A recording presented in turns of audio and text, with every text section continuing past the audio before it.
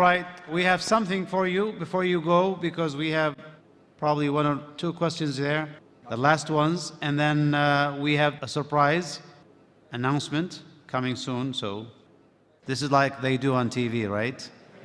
So this is what we're going to do. Question from here, please. Assalamu alaikum. Alaikum salam. My name is Mohan. I'm working for National Paints. Okay.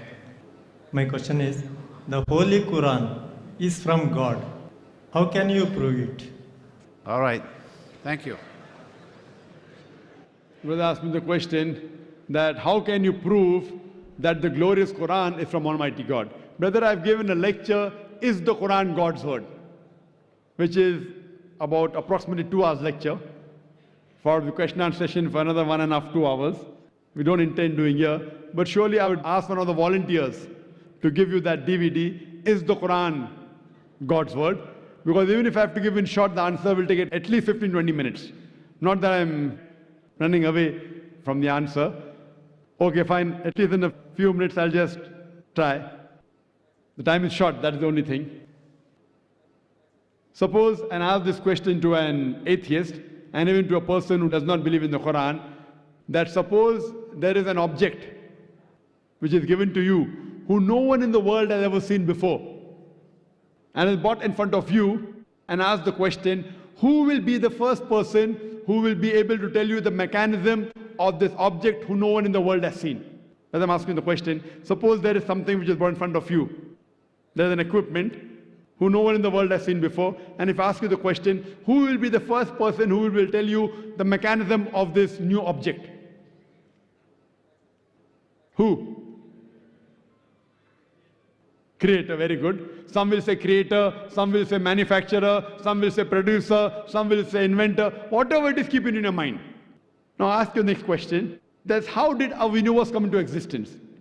The person who has knowledge will tell us that first our universe was one primary nebula. Then there was a secondary separation, then the Big Bang, which gave rise to galaxies, the stars, the sun, and the planet Earth on which we live. When did you come to know? He will tell you we came to know about 35 years back, 40 years back. Big Bang. Now this thing is mentioned in the Quran 1400 years ago in Surah Anbiya, chapter number 21, verse number 30, where it's mentioned, Avalam yaral lazina kafru. Do not the unbelievers see anna samawati wal arda kanat ratkan fasaknahuma, that the heavens and the earth were joined together and we clove them asunder. This Big Bang we're talking about is mentioned in the Quran in a nutshell 1400 years ago. Some will say, maybe it's a fluke. No problem, don't argue with it. I ask the next question. What is the shape of the earth? So the person will tell me that the shape of the earth is spherical. When I ask the question, when did you come to know? He will tell that recently, 100 years back, 200 years back, previously we thought that the earth is flat. It was in 1577 when Sir Francis Drake, he sailed around the earth and he proved that the earth was spherical. The Quran mentions 14 years ago in Surah Naziyat, chapter number 79, verse number 30. Wal arda ba'da zalika dahaha. And thereafter we have made the earth egg-shaped. And today we know that the world is not completely round like a ball. It is geospherical in shape. It is flattened from the pole and bulging from the center. And the Arabic word dahaha refers to the egg of an ostrich.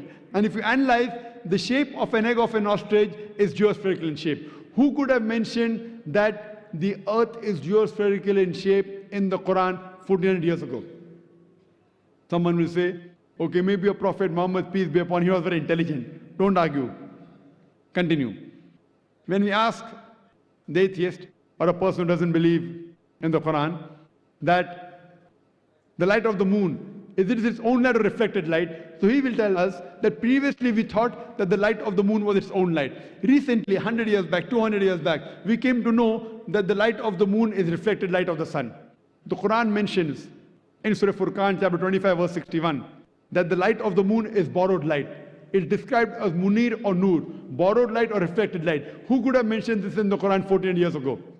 When I was in school, I had learned that the earth and the moon, they revolved and they rotated. But the sun was stationary. It did not rotate about its own axis. Quran mentions in Surah Anbiya, chapter 21, verse number 33, Huwa alladhi khalaqa al-layla wan-nahara. It is Allah who has created the night and the day. Wash-shamsa wal-qamar, the sun and the moon. Kullun fi falaki yasbahun. Each one traveling in orbit with its own motion. The Quran says the sun and the moon, besides revolving, they're also rotating about their own axis. Today we have come to know that the sun takes approximately 25 days to complete one rotation. Who could have mentioned this in the Quran 1400 years ago, that the sun rotates about its own axis? Furthermore, recently we came to know that the universe is expanding. It was Edwin Hubble who mentioned this. Quran mentions 1400 years ago in Surah Dariyat, chapter 51, verse 47, that the universe is expanding. The Quran speaks about the water cycle in great detail in several places. The water evaporates from the ocean, rises up, forms into clouds, moves into the interior, falls down the red, in several places. In Surah Az-Zumur, chapter 39, verse 21. In Surah Mu'minun, chapter 23, verse number 18. In Surah Rum, chapter number 30, verse 24. In Surah Hijr, chapter 15, verse 22. In Surah Nur, chapter 24, verse 43. I can go on and quoting only the references of the water cycle in the Quran. Who could have mentioned this? We came to know recently in our school, we are taught that Bernard Palissy was the first person who described the water cycle in 1580, which is mentioned in the Quran 14 years ago. Who could have mentioned this earlier? Now there'll be a big pause. I can go on.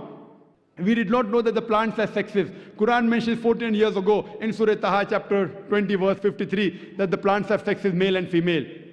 Recently we have come to know that the two types of water, salt and sweet, and there is a barrier between them which cannot be trespassed. It's mentioned in the Quran in Surah Rahman, chapter 55, verse number 19 and 20. It's also mentioned in Surah Furqan, chapter 25, verse 53, about the same thing.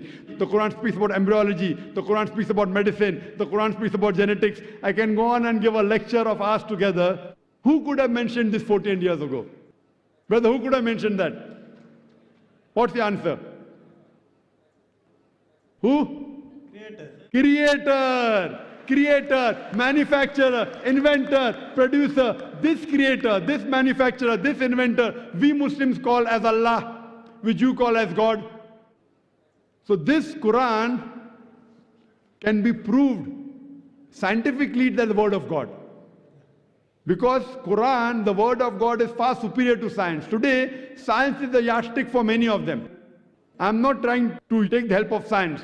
I'm using your yardstick, science, along with my yardstick, the Quran, which is far superior, and I'm trying to prove to you what your yardstick has mentioned today, Quran has mentioned 14 years ago.